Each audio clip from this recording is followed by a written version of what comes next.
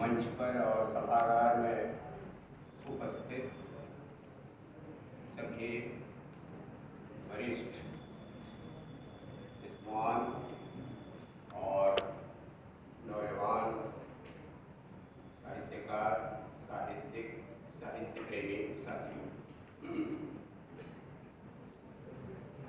मैं सबसे पहले तो इस संगोष्ठी की परिकल्पना के लिए और इतनी बढ़िया योजना के लिए भाई आशीष त्रिपाठी और उनकी पूरी टीम को हृदय से धन्यवाद देता हूँ,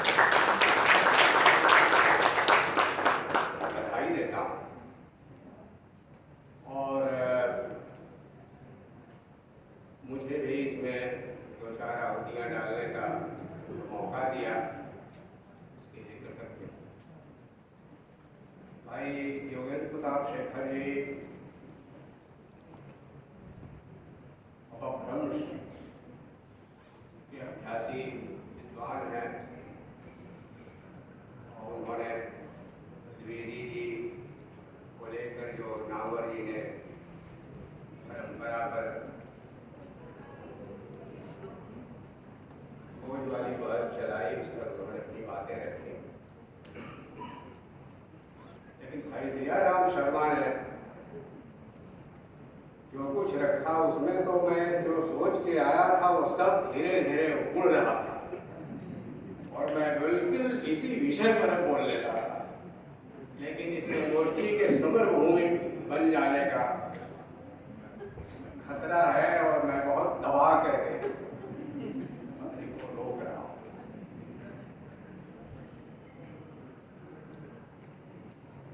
जो कुछ हुआ है पिछले दिनों आलोचना में और उसका जो प्रभाव पड़ा, अच्छा और बुरा,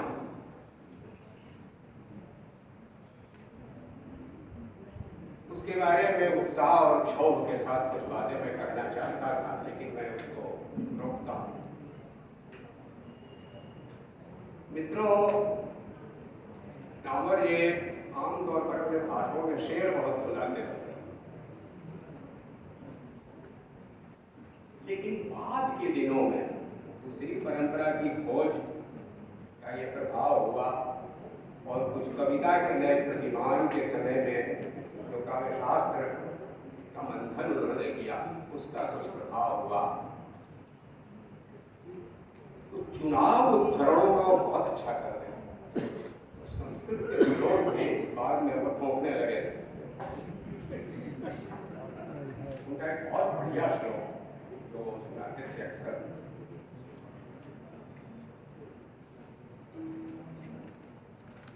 काशी हिंदू विश्वविद्यालय, इससे पहले तो यह पीछे जो है प्रेक्षा थे, इसी में उनको हम लोगों ने सुना था। उसके बाद भारत कला भवन में, स्वतंत्रता भवन में, कहाँ नहीं सुना, नगर में, छोटे से छोटे तुलसी पुस्तकालय में भी,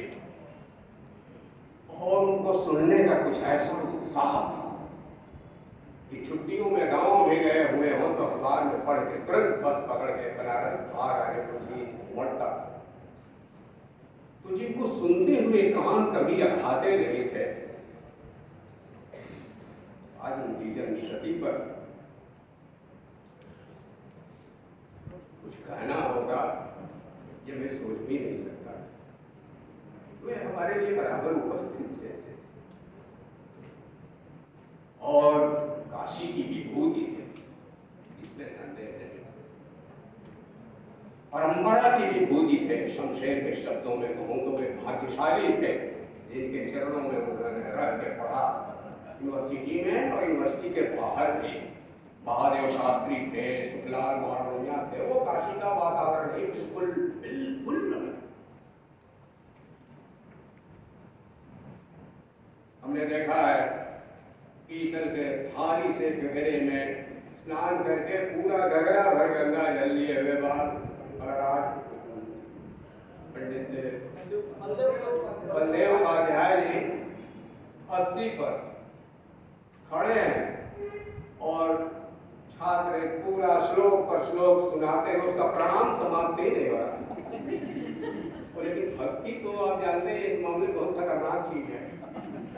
वो इतना भारी गगरा कंधे पर उठाए हुए, इधर एक गीली धोती उठाए हुए और नंगे पैर वो चले जा रहे हैं त्रिपुरी की ओर। तो ऐसे बड़े बड़े विद्वानों का, जिसको रामनाथ सुमन ने अपने संस्मरणों में कहा है कि काशी में किधर भी निकल जाओ लगता था जैसे विद्या का मधुचक्र झूल रहा, हर तरफ। तो नामवर जी ने उन मधुचक्रों का को छक कर निचोड़ा और खुद संचय किया। बड़े सावधान संचयी थे और यूपी काल में मार्कंडेय सिंह जैसा विद्वान स्कॉलर जो केशव प्रसाद मिश्र या मित्रों में उसको कर सकते हैं, ऐसे लोग उनके बीच उठ पड़े। भाषा का संस्कार उनको वहां से मिला। तो हमारे मित्र गोरख पांडे ने बताया, डॉक्टर साहब आप इतना संभाल के बोलते हैं, कहाँ से सीखा है आपने? तो उन्होंने कहा, पांडे जी ऐसे ऐसे दिग्गज विद्वान थे कि उनसे हम लोग कह भी नहीं सकते थे कि मैं भी कुछ बोलना चाहूँ। उनकी कृपा होती तो 2 मिनट 5 मिनट के लिए बोलने का मौका मिलता, तो उस 5 मिनट को ही कैसे अच्छी तरह उपयोग किया जाए, इसका उन्होंने अभ्यास किया।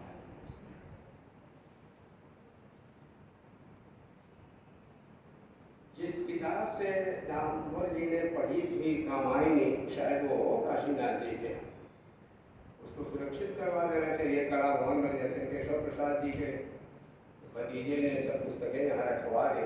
उसमें शिवमंगल सिंह सुमन आए थे, उन्होंने कहा उसमें जो उन्होंने मार्जिनल नोट्स डाले हैं उन पर जाने कितने थीसिसें हो सकती। तो प्रथम वर्ष तक केशव जी से वह पढ़े थे। कामायनी में जगह जगह उन्होंने वे नोट्स डाले हुए। केशव जी का पढ़ाना, कामायनी को स्थापित करने में जैसे बहुत लोगों का योगदान है, उसमें केशव जी भी जब बोलते थे वो फाइनल होता है। काव्य की मधुमती भूमिका वो नामवर जी ने खोज के ही उसमें निकलवाया था, एक दूत वाले उनके अनुवाद में। तो बहरहाल नामवर जी की उमड़ती हुई यादें एक तरफ हैं और कर्तव्य हमारे सामने। तो एक श्लोक सुना देते, अभ्यर्लंघित आनरेभ्यः किन्वसौ अस्य गंभीरताम् आपाताल निमग्न पीवरत नुर्जानाति मंदराचलम्। जब राम की वाहनी चली और सेतु बन गया तो उस पर वानर लोग भी दौड़ते भागते हुए समुद्र लांघ गए। अब फिर लंघित है वो वानरेभ्यः, लेकिन उसकी गहराई की था। तो जो आसानी से लांघ जाते हैं उनको क्या पता चलता, उसकी गहराई की था तो केवल मंदराचल ही लगा सकता था, जिसने आपाताल नमग्न पीवरतन, पाताल तक अपने को डुबाकर उसने उसकी था लगाई थी समुद्र मंथन के समय में। तो हमारी हिंदी आलोचना का सौभाग्य कि हमें 4 मंदराचल हमें मिले, जिनकी परंपरा मिली, जिन्होंने हमारे हिंदी साहित्य के विशाल समुद्र को केवल लंघन नहीं किया। इस समय तो अभी क्या चलने वाला है पांडे जी, जून तक नहीं रोपवे क्या बोलते हैं, गंडोला। अब तो इतने उपाय हैं, एकदम नगर के ऊपर से चले जाइए, कहीं से लांघ जाइए, जो चाहे सो लांघ जाए।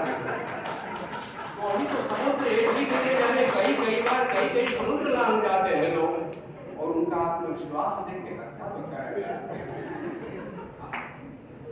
इन्हीं कानों से सुनना पड़ता है, इन्हीं आंखों से उनका आत्मविश्वास देखना पड़ता है। लेकिन ये 4 मंदराचल रामचंद्र शुक्ल, हजारी प्रसाद द्विवेदी, रामविलास शर्मा और नामवर सिंह। और इसमें एक बड़ी भूमिका 5वें मंदराचल की है जिसका नाम अब नहीं लिया जाता, वो है नंद दुलारे वाजपेयी, जिन्होंने नई कविता को स्थापित करने के लिए, नई कविता माने वही नहीं जो हम लोग कहते हैं, छायावाद अपने समय की नई कविता की, क्रांतिकारी कविता की, उसको स्थापित कर रहे हैं। अपने गुरु रामचंद्र शुक्ल के सामने ही चुनौती दी और उस चुनौती की कीमत भी उनको चुकानी पड़ी। कौन हुआ नंद दुलारे वाजपेयी?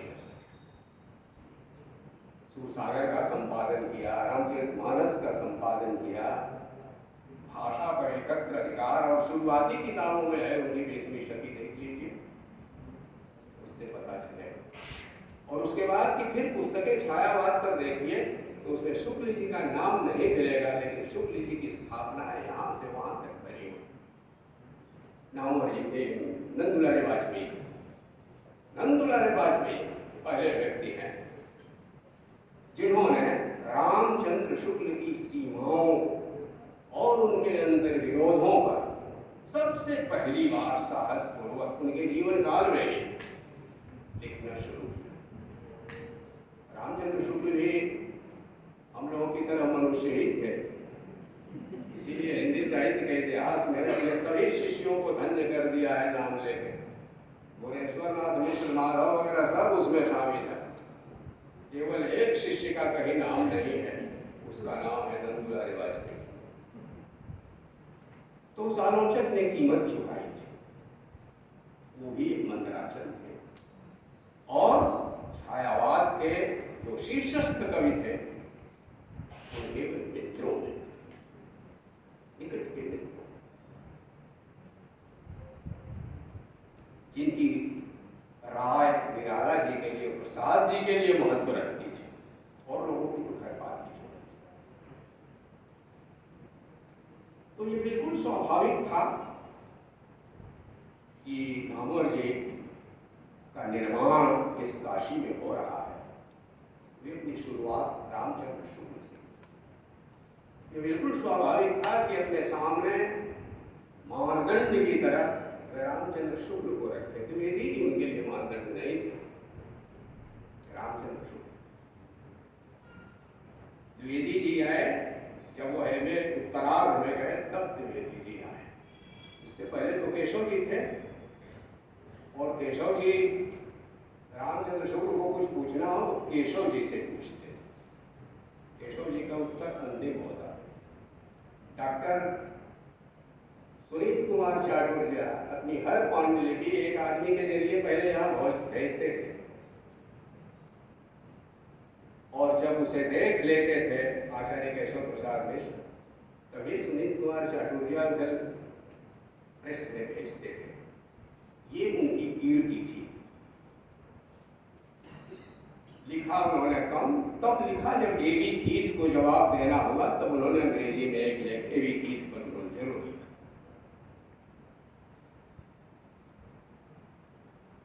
तो नामवर जी ऐसे लोगों से पढ़े थे, द्विवेदी जी बाद में आए। नामवर जी ने किसी इंटरव्यू में पढ़ा, बाद के दिनों में उनके जो साक्षात्कार है उनको थोड़ा सावधानी से पढ़ना चाहिए। उसमें जो संदर्भ है उन सबको भी थोड़ा ठीक से देख लेना चाहिए। उसमें कहीं कहा है उन्होंने कि इतिहास का नया दृष्टिकोण मेरा पहला लेख है, ये उनका पहला लेख नहीं। अभी भाई अमीश त्रिपाठी ने पूर्व रंग में बड़ी मेहनत से उनके जो आरंभिक लेख जुटाए हैं, उनमें सबसे पुराना लेख तुलसीदास का है, जो उन्होंने यूपी कॉलेज में पढ़ते समय लिखा, क्षत्रिय मित्र नाम के पत्र में छपा। और हिंदू विश्वविद्यालय में आने पर ये अंतिम वर्ष होते होते 1949 में उन्होंने एक लेख लिखा, और रामचंद्र शुक्ल पर।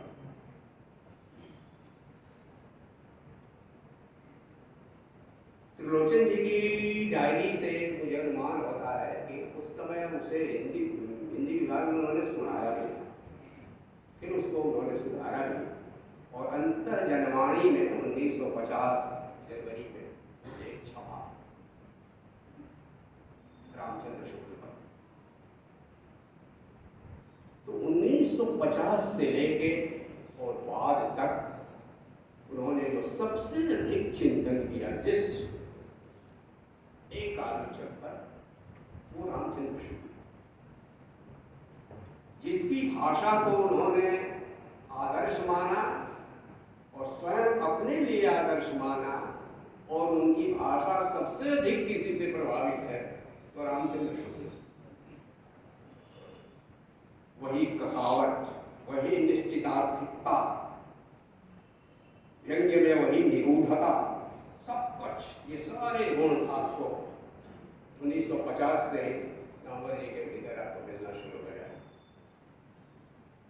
सबसे कम समय आलोचना का, लेखन का समय सबसे कम किसी को मिला तो रामचंद्र शुक्ल को।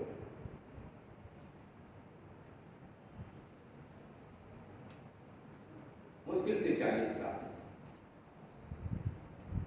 उनसे कुछ अधिक समय हजारीशरद द्विवेदी को मिला, 45 साल या एक आध साल कुछ और बढ़ा ही। ठीक ठाक समय रामविलास शर्मा को मिला, 65 साल। लेकिन इस मामले में नामवर जी का रिकॉर्ड सबसे बड़ा है। उन्होंने 65 साल से भी अधिक समय तक, 70 साल तक काम करने का मुझे मौका मिला। तो लंबे समय तक काम करने का, भाषण देने का, और वही नामवर जी जैसा व्यक्ति नएपन के लिए बहुत अधिक उत्साह, हर नई चीज के पीछे भागने से कुछ समस्याएं भी बढ़ जाती। नए का एक आकर्षण तो है, हर नई के पीछे भागेंगे तो अंतर्विरोध, समस्याएं बढ़ जाती। इसलिए सबसे अधिक अंतर्विरोध इन चारों आलोचकों में किसी एक के यहां मिले, वे नामवर से, और ये स्वाभाविक है। लेकिन इस अंतर्विरोध को उन्होंने एक मूल्य का रूप दे दिया। किसी एक विचार पर टिके रहना, किसी एक मूल्य को ही लेकर के पूरा जीवन खपा देना, ये सब नामवर जी के लिए अच्छी बात है। तो इसीलिए मजाक में किसी ने कहा था कि गालिब पर एक गोष्ठी हुई दिल्ली यूनिवर्सिटी में ही हुई। तो पूर्वार्ध वाले सत्र में हो सकता है त्रिपाठी जी रहे हो, उसमें सिर हिला रहे हैं। तो उसमें नामवर जी ने गालिब की खूब ऐसी टैक्सी कर डाली। वजीफे को लेकर परेशान रहते थे, चिट्ठी पर चिट्ठियां लिखे जाते थे, वगैरह वगैरह। तो गालिब बेनकाब हो गया। इसके बाद भोजन के समय जब लोगों ने कहना शुरू किया कि आचार्य जी, आप तो कहते थे कि मॉडर्निटी को इंडियन पोइट्री में इंट्रोड्यूस किया, तो गालिब ने किया, ये क्या हो गया? मुझे इसमें क्या घबराहट की बात। शाम वाले सत्र में गालिब को स्थापित कर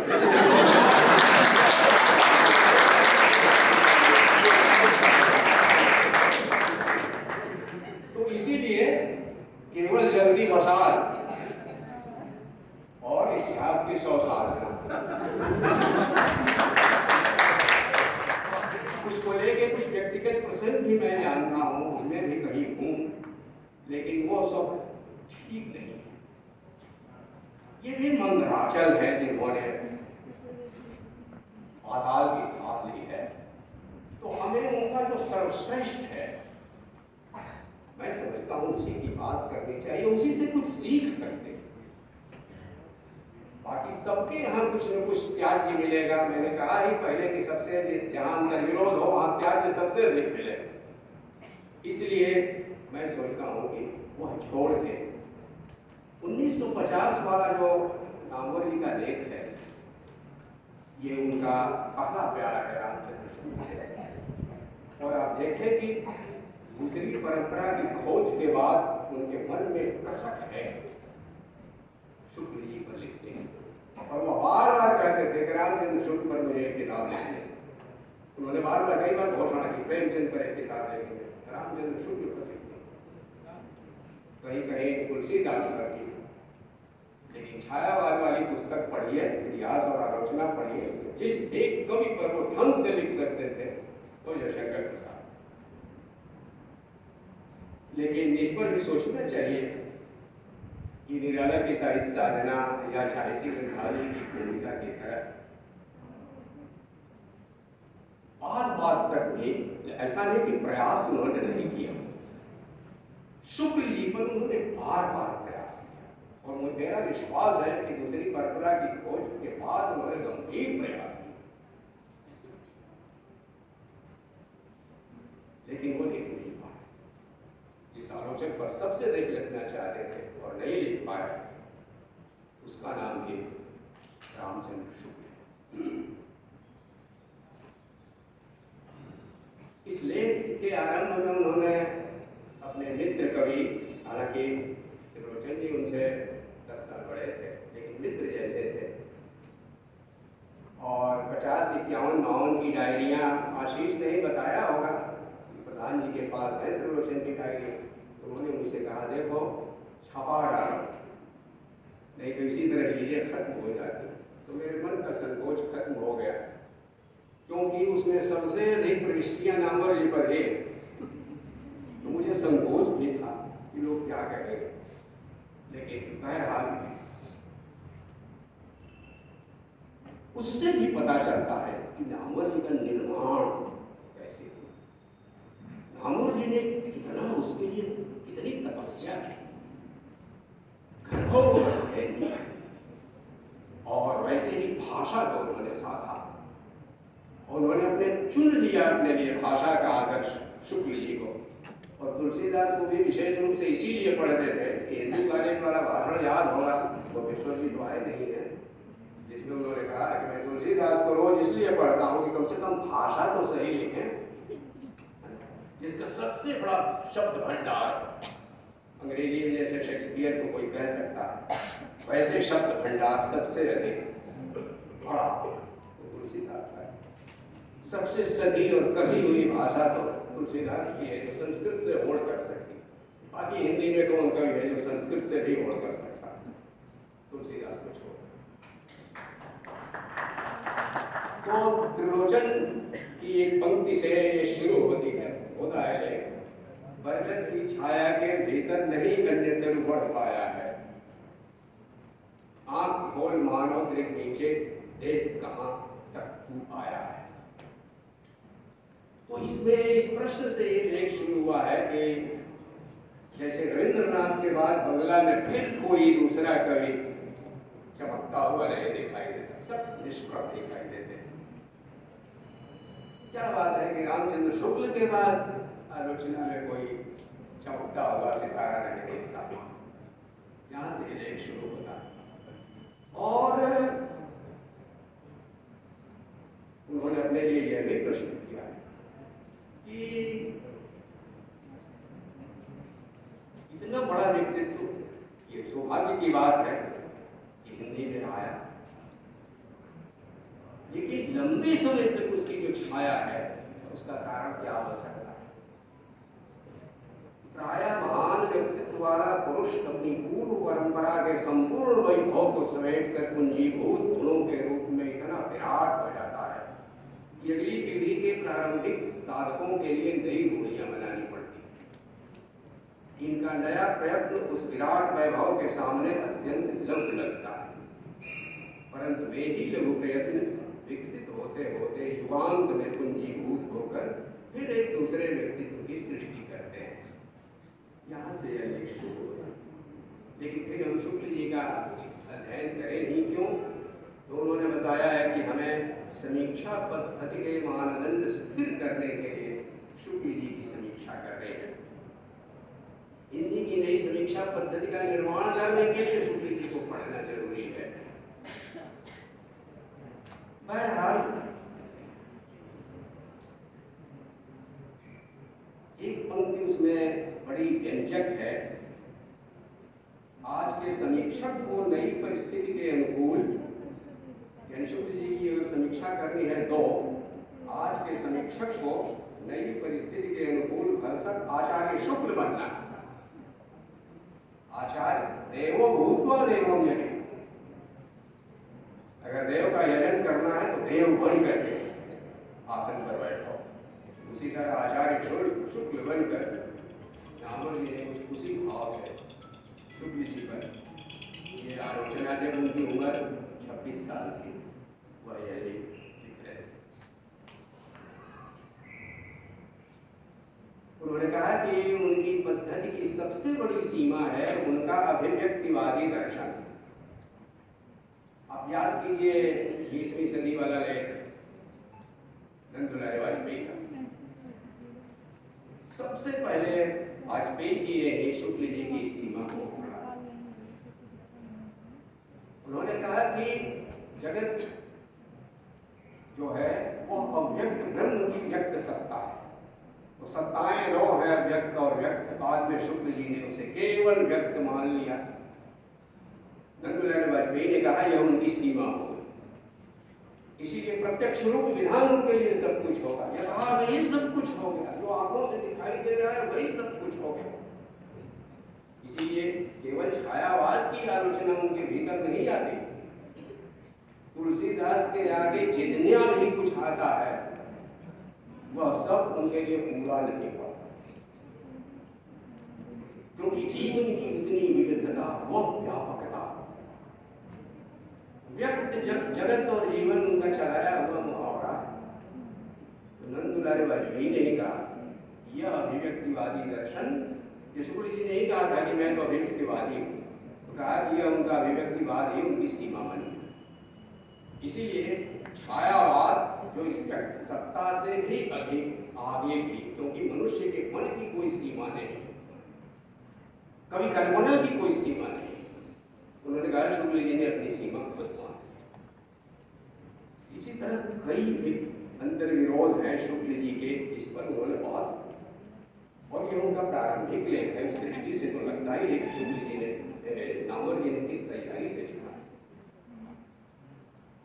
लेकिन एक बात ध्यान देने की है कि ये सारे के सारे अंतर्विरोध आचार्य नंद दुलारे वाजपेयी उठा चुके, लेकिन उनका नाम कहीं नहीं है। और केवल नामवर जी के साथ नहीं है, बहुत सारे लोगों के साथ नंद दुलारे वाजपेयी का कोई नाम नहीं लेता। लेकिन आचार्य शुक्ल की सीमाओं पर जिस धैर्य, साफ, धीरता के साथ उन्होंने, निराला जी वाला तो प्रकरण आप लोग जानते हैं कि इसी हिंदी विभाग में नंद दुलारे वाजपेयी ने क्या किया। निराला जी ने जब बोलना शुरू किया और अध्यात्मों की आलोचना शुरू की, एक एक करके लोग अध्यक्ष पद छोड़ छोड़ के जाने लगे। अंत में कल का विद्यार्थी वही अध्यक्ष बन के बैठा, नंद दुलारे वाजपेयी अध्यक्ष, निराला जी बोल रहे। तो ये सब चिढ़ाने वाली चीजें थी, जिसका नुकसान वाजपेयी जी को उठाना पड़ा। दूसरा अंतर्विरोध था मुक्तक और प्रबंध का। यह भी अभिव्यक्तिवादी दर्शन का एक परिणाम था, क्योंकि वो व्यापकता एक प्रबंध काव्य में ही आ सकती है। इसलिए शुक्ल जी ने जो मुक्तक कविता है, छोटी कविता है, उसको उन्होंने मध्यम काव्य का दर्जा दिया। और उसका आलंबन उन्होंने मानव को, प्रकृति को और ऐतिहासिक अवशेष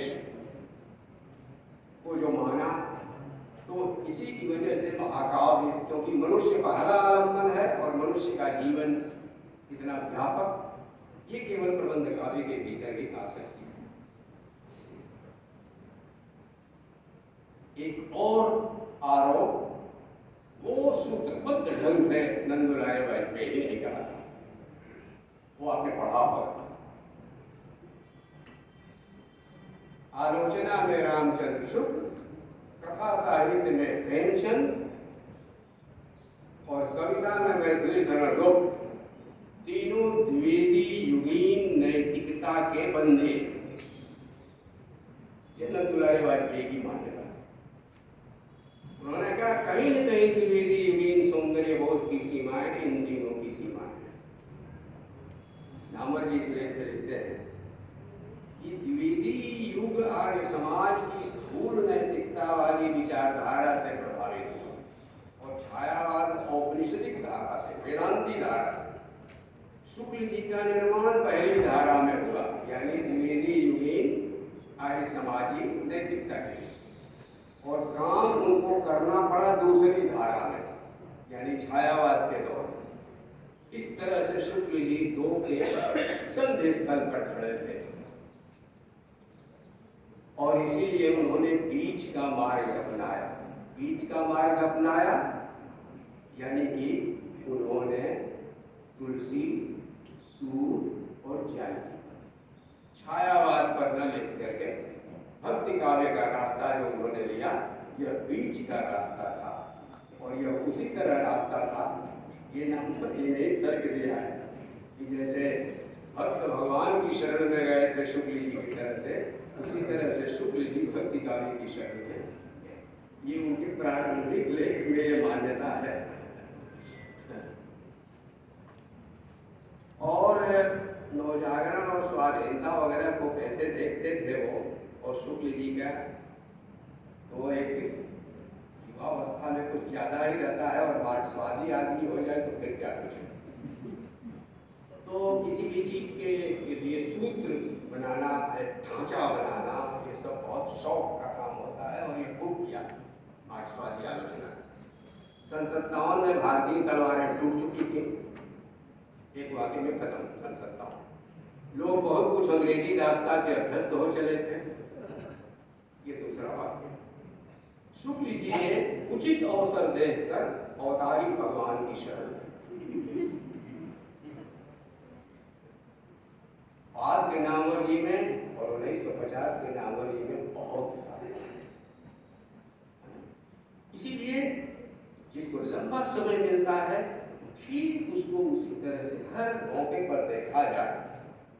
सूर्य वही है, लेकिन बिस्तर छोड़ते समय जैसा देखते हैं और रास्ता जब चल पड़ते हैं तब, और ट्रेन में से कैसा दिखता है, सब अलग अलग। सूर्य तो एक ही है। तो नामवर जी का भी विकास हुआ है।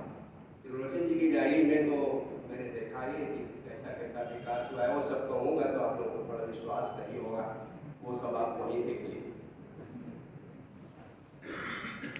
बहरहाल सामंती राष्ट्रीयता का उदय प्रायः ह्रासोन्मुख युग में एक और प्राचीन गौरव के बालू में मुंह छिपाता है। सामंती राष्ट्रीय और दूसरी ओर काल्पनिक दर्शन के आकाश में विचरण करता है। इसीलिए रविन्द्रनाथ ठाकुर और महात्मा गांधी जैसे दोनों महापुरुषों ने अध्यात्मवाद का सहारा लिया। आपको फिर पता लगेगा तब के नामवर सिंह में और बाद के नामवर सिंह में आपको ये भी अनुमान होगा कि उस समय लोग कैसा सोचते थे, या उस समय मार्क्सवाद की दीक्षा पाए हुए लोग कैसा सोचते थे, नौजवान लोग कैसे सोचते थे। नवजागरण तो छोड़िए, स्वाधीनता संग्राम को किस तरह देखते थे।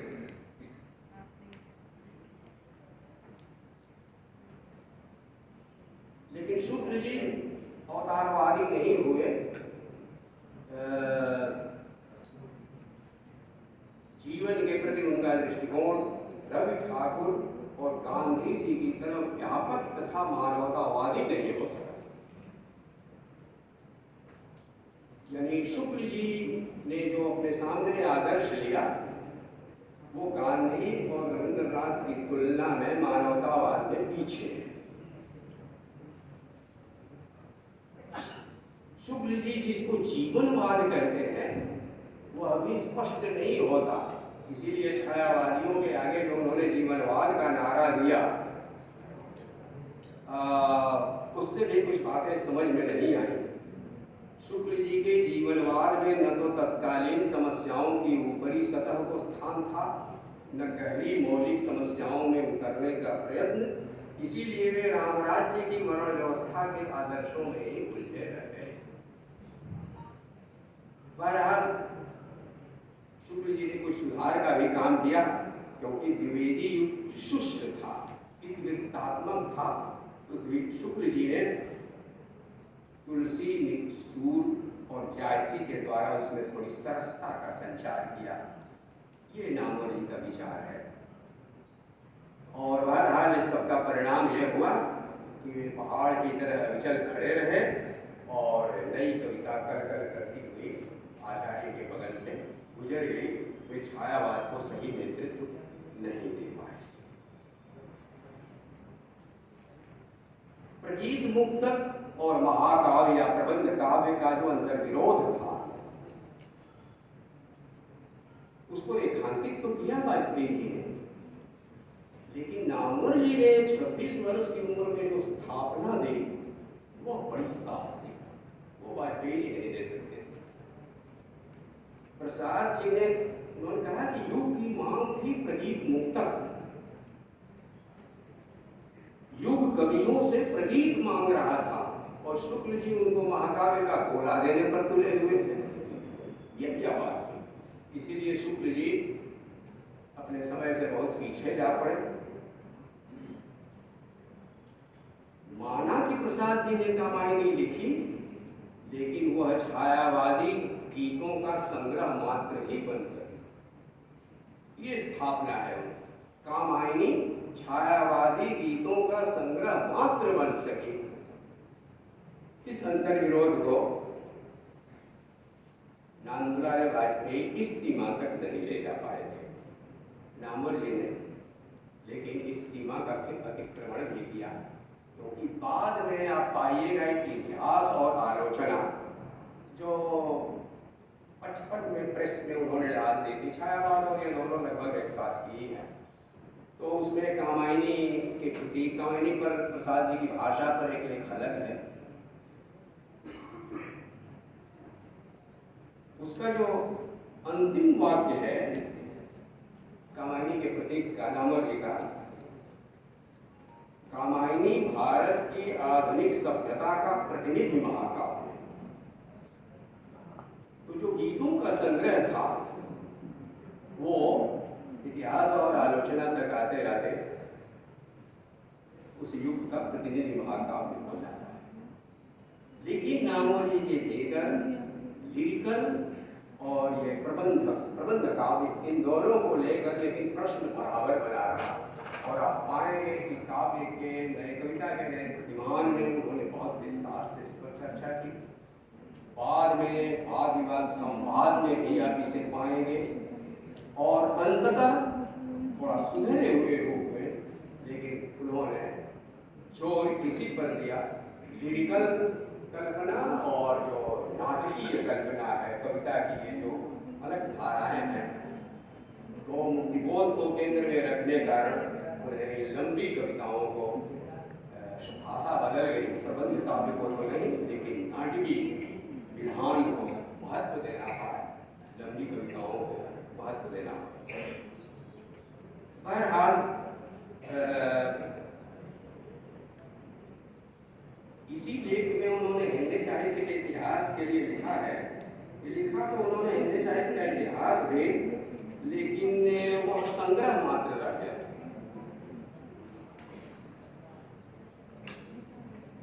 ऐतिहासिक सूत्र में स्थित सामाजिक परिवर्तनों की लड़ी में साहित्य को देखने का प्रयत्न न हो सका, लेकिन उसके बाद ही उन्होंने लिखा है, परंतु आज भी इस काम को कौन कर सका, इसके लिए वैसे ही संतुलित और व्यवस्थित व्यक्तित्व की आवश्यकता है। बहरहाल जो इतिहास विशेषांक निकला आलोचना का, उसके लिए नामवर जी ने इतिहास का नया दृष्टिकोण जब देखा, इतिहास और आलोचना में भी 2-3 ऐसे निबंध हैं जिसमें उन्होंने शुक्ल जी की स्थापना से ही शुरू किया है और इससे लगता है कि एक परिवर्तन से गुजर रहे हैं नामवर जी।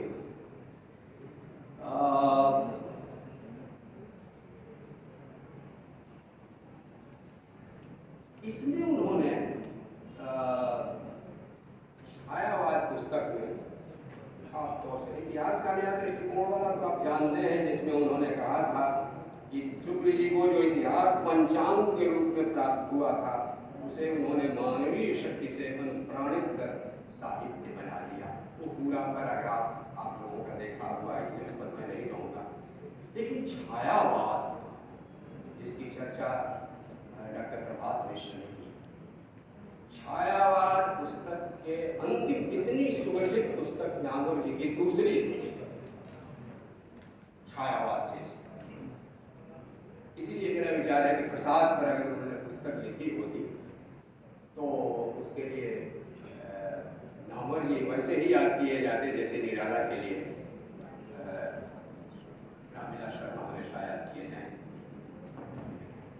तो छायावाद पुस्तक के अंत में आप पाएंगे कि आप छायावाद और शुक्ल जी के बीच एक अंतराल दिखाई देगा उनके चिंतन में, लेकिन इस पुस्तक में आकर उन्होंने छायावाद से रामचंद्र शुक्ल की आलोचना का एक संबंध स्थापित किया अंतिम पृष्ठों में। शुक्ल जी के समीक्षा सिद्धांतों के निर्माण में भी छायावाद का बहुत अधिक हाथ है। उसमें तो उन्होंने प्रेमचंद के रंगभूमि और कुछ और उपन्यासों तक में छायावाद का प्रभाव दिखा है। उस समय के गद्य पर भी वास्तव में छायावाद, उन्होंने कहा भी है, छायावाद वास्तव में एक दृष्टि थी और वह दृष्टि होने के कारण उसने सभी काव्य विधाओं को प्रभावित किया। बहरहाल उन्होंने कहा कि उनका जो पहला आलोचनात्मक निबंध है कविता क्या है, वह छायावादी विचारों का ही समर्थक है। उन्होंने कविता की परिभाषा में शेष सृष्टि के साथ रागात्मक संबंधों की रक्षा और निर्वाह की जिस बात पर जोर दिया, ये जोर छायावादी ही दिया करते थे। और आदिम प्रकृति की ओर लौटने की बात भी छायावादियों की तरह शुक्ल जी ही सबसे अधिक करते थे। रागात्मकता पर इतना जो जोर दिया, कविता को भावयोग उन्होंने कहा, तुलसीदास की भावुकता पर सबसे अधिक जोर दिया। ये सब शुक्ल जी और छायावाद के बीच एक घनिष्ठ संबंध को नामवर जी पहचान रहे हैं। शुक्ल जी की रागात्मकता छायावादी भावुकता की ही प्रौढ़ स्थिति थी। रीतिवादी अलंकृति के स्थान पर रसवाद की प्रतिष्ठा, ये छायावादी कवियों के साथ रामचंद्र शुक्ल की आलोचना का भी एक संघर्ष था। इसी में उन्होंने कहा है कि उनका हृदयवाद प्रकारांतर से छायावाद ही है। ये यहाँ तक उन्होंने कहा। बहरहाल जो गंभीर प्रयास नामवर जी ने किया दूसरी परंपरा की खोज के बाद, वो ध्यान देने योग्य है। 1984 में रामचंद्र शुक्ल की शताब्दी आ रही थी और 82 में किताब पूरी हो जाने के बाद दूसरी परंपरा के बाद नामवर जी जोरों से रामचंद्र शुक्ल पर लग गए और उन्होंने जो पहला काम ऐतिहासिक किया, पढ़ा, वो है चिंतामणि पार्ट 3 का संपादन। अद्भुत संपादन है वो। मजे की बात है कि परंपरा की खोज का जवाब देने के लिए उसी समय रामविलास शर्मा भी एक संपादन कर रहे थे और वो किताब आई लोकवादी लोक जागरण और हिंदी साहित्य, और उसकी भूमिका में उन्होंने विवाद की परंपरा की खोज का कसर जवाब दे दिया। तो बहरहाल नागौर जी ने जो किया वो नागौर जी ही कर सकते थे। उसकी भूमिका पढ़ते हुए नागौर जी की किशोरावस्था के या कहिए कि एम.ए. प्रीवियस की वो रचना है। फकरन खुद के जितने निबंध हैं, हालांकि रोचन जी कहते थे कि 30 से अधिक निबंध उन्होंने लिखे थे, लेकिन उसमें जो कुल जितने निबंध भी हैं, तो मुझे याद है कि उसका एक निबंध है समर्पण, बहुत मजेदार निबंध है, और उसी में एक निबंध है भूमिका।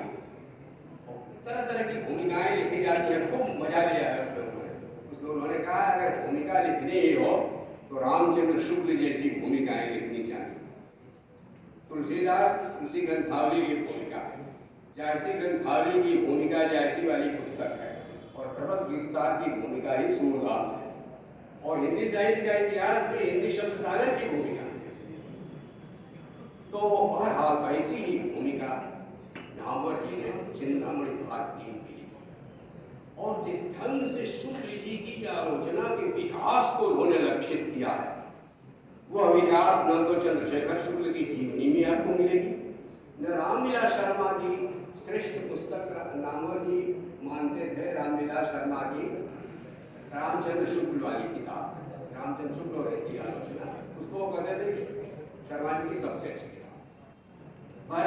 उस पुस्तक में भी आपको शुक्ल जी का विकास क्रमिक नहीं दिखाई देगा, लेकिन नामवर जी ने ही ये अकेला काम किया है, वह निबंध बार बार पढ़ने की जरूरत है। वो भूमिका जिसमें उन्होंने कहा है कि शुक्ल जी का जो विकास है कुल 40 साल का, जिसमें 9 साल की उम्र में वह प्रेमघन जी के संपर्क में आते हैं और 16 साल की उम्र तक 1900 तक जो प्रेमघन के माध्यम से भारतेंदु की पूरी परंपरा का प्रभाव है शुक्ल जी पर, और शुक्ल जी ने जितने अनुराग से भारतेंदु युग पर लिखा है उसका ठीक उल्टा द्विवेदी युग पर आपको दिखाई देगा। इतिहास में एकदम शुक्ल जी दिखाई देते हैं सजीव रूप से।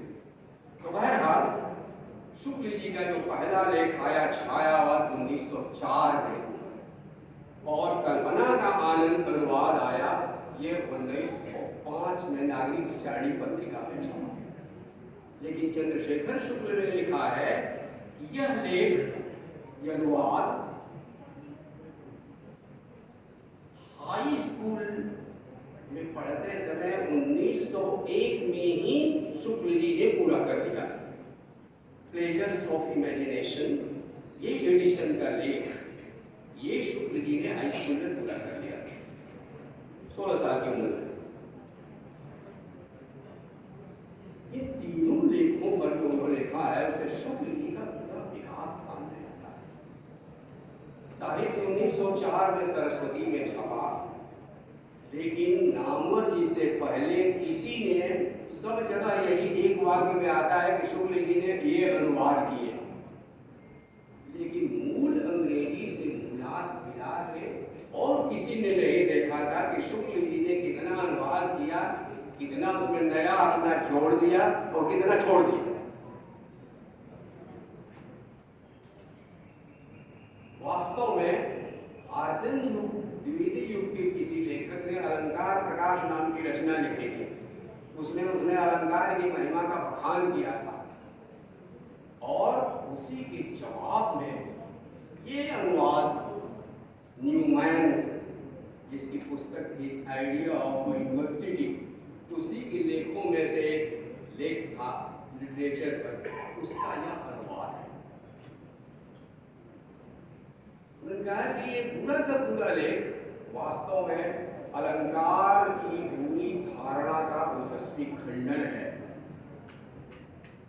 और इस अनुवाद के माध्यम से ही शुक्ल जी ने अपने सामने साहित्य का एक ऊंचा आदर्श रखा और साहित्य को सदियों की रीतिवादी शब्द क्रीड़ा से मुक्त करके महान लक्ष्य की ओर उन्मुख करने के लिए तत्पर हुए। कल्पना का आनंद इस लेख के अनुवाद की वह चर्चा उन्होंने बड़ी विस्तार से की है, और मित्रों इसको देखना चाहिए। इस लेख को उन्होंने मिलाया है काव्य में प्राकृतिक दृश्य से, जो बहुत बाद में छपा।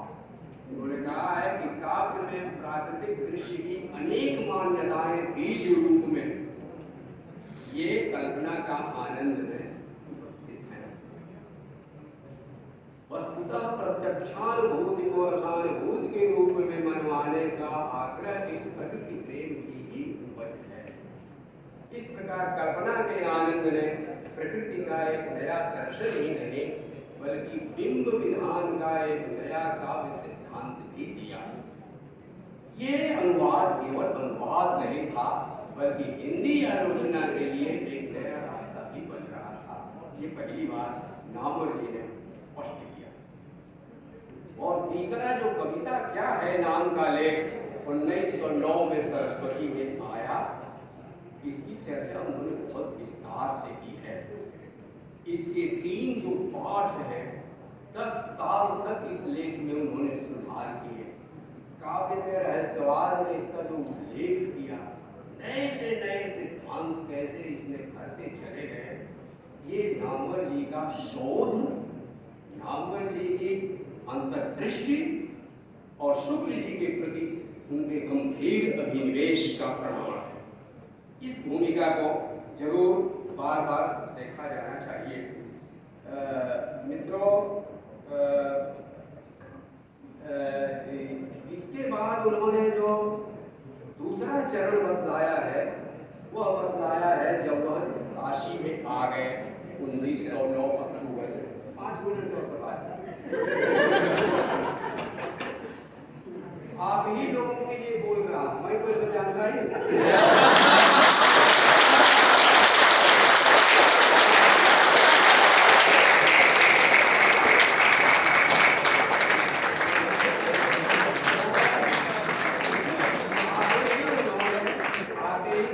मनोविकारों वाले निबंध 1909 अक्टूबर से उन्होंने लिखना शुरू किया नागरिक ज्ञानी पत्रिका में धारावाहिक, और 10 साल बाद इस सीरीज में जो सबसे अंतिम लेख देखा वह लोभ और प्रेम। हम सब लोग पढ़ते हैं, लेकिन ये नामवर जी है जिन्होंने पहली बार कहा कि इस पूरी श्रृंखला का जो सर्वश्रेष्ठ लेख है वह लोभ और प्रेम। और इस पहले के विवेचन से आपको लगेगा कि शुक्ल जी का राजनीति से कोई लेना देना नहीं है। इसके लिए एक फोटो देखिए जिसमें ना नेहरू जी कमला जी के साथ वाराणसी में आए हुए हैं और साहित्यकारों से बैठ रहे हैं मिलके। उसमें संपूर्णानंद है, प्रेमचंद है, उसमें रामचंद्र शुक्ल और जयशंकर प्रसाद भी है। इसके अलावे उनके पुत्र गोकुल चंद्र शुक्ल ने, आज 27 फरवरी है ना, आज चंद्रशेखर आजाद का बलिदान दिवस।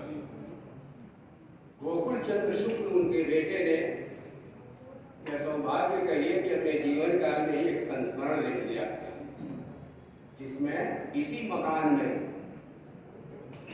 रविंद्रपुरी वाले में चंद्रशेखर आजाद रात के अंधेरे में उनसे मिलने आए और वो एक इंटरव्यू के रूप में वह पढ़ा है।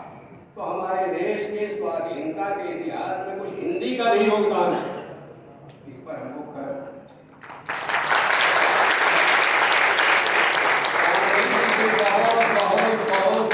बहुत पहले स्वदेशी की प्रतिज्ञा पत्र भारत हरिश्चंद्र ने छपवाया।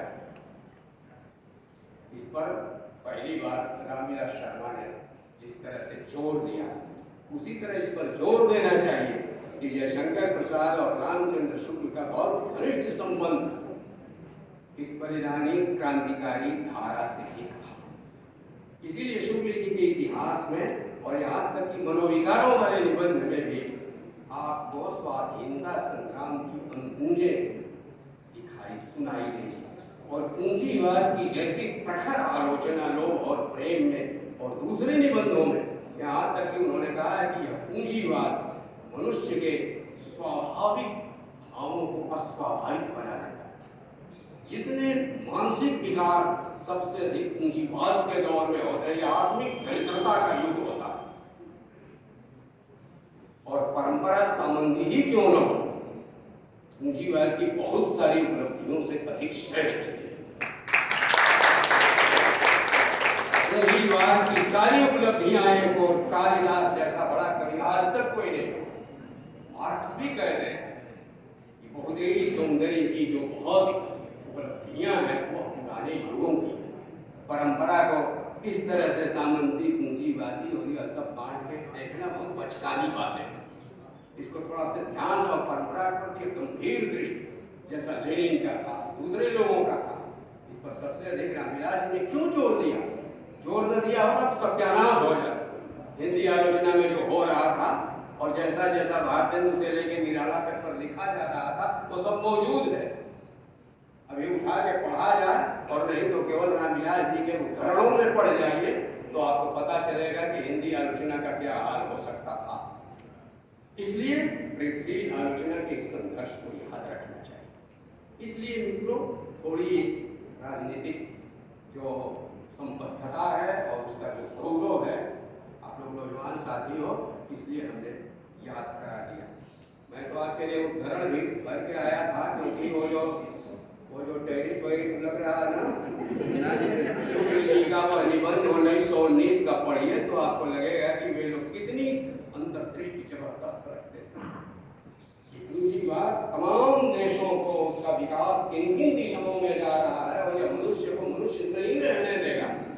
कविता क्या है का पहला ही वाक्य है कि कविता मनुष्य के भावों का विकास करती है, वह मनुष्य को मनुष्य बनाती है, मनुष्य को मनुष्य बनाने रहते रहे, ये कविता बहुत जरूरी है, इत्यादि इत्यादि।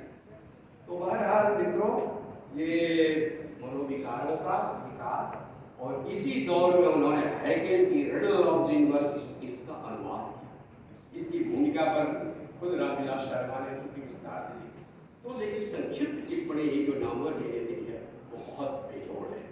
उसमें उन्होंने कहा है कि भारतीय और पाश्चात्य दर्शन की इतने संक्षेप में, इतना अधिकार पूर्वक तुलनात्मक समीक्षा किसी और ने नहीं की।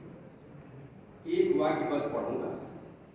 शुक्ल जी का यह विकास प्रथम महायुद्ध के दौरान और भारत के नवीन राष्ट्रीय उत्थान के साथ हुआ। ये रामविलास शर्मा का है, जिसको उन्होंने उद्धृत किया है रामविलास जी को नामवर जी ने। हैकेल वाली भूमिका पर लिखा है नामवर जी ने, एक वाक्य पढ़ता हूं। इस निबंध को पढ़ने पर यह समझ में दिक्कत नहीं होती, ध्यान दीजिए, दिक्कत नहीं होती कि हिंदी काव्य में रहस्यवाद के प्रसार का विरोध करना शुक्ल जी ने क्यों जरूरी समझा। ये हैकेल की किताब और उसकी भूमिका।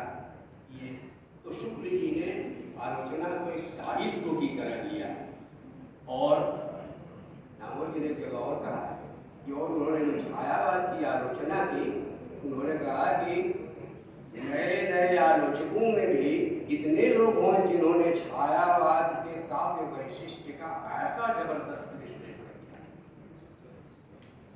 तो मित्रों, कुल मिला जुला के ये भूमिका बहुत महत्वपूर्ण है। और दूसरे, एक शुक्ल संचयन तैयार किया था नामवर जी ने साहित्य अकादमी के लिए, उसकी भूमिका भी पढ़नी चाहिए। इतना कसा हुआ गद्य नामवर जी का और दूसरी जगह भी दुर्लभ है, सबसे कसा हुआ। वाद विवाद संवाद के लेखों के बाद सबसे कसा हुआ गद्य यहाँ है। और वाद विवाद संवाद का एक लेख और पढ़िएगा, उससे उनके शुक्ल प्रेम का पता लगेगा। और मेरा अनुमान तब आपको सही मालूम होगा कि वास्तव में शुक्ल जी पर वह एक पुस्तक लिख रहे थे, लिखने जा रहे थे। वह है मलयज की संघर्ष मीमांसा। शुक्ल जी के, रामविलास शर्मा के बाद शुक्ल जी पर सबसे अच्छी पुस्तक किसी की है तो मलयज की, और वैसी समीक्षा जो नामवर जी ने उसकी लिखी है, जाहिर है कि उनके मन में एक चुनौती रही होगी शुक्ल जी पर पुस्तक लिखने की।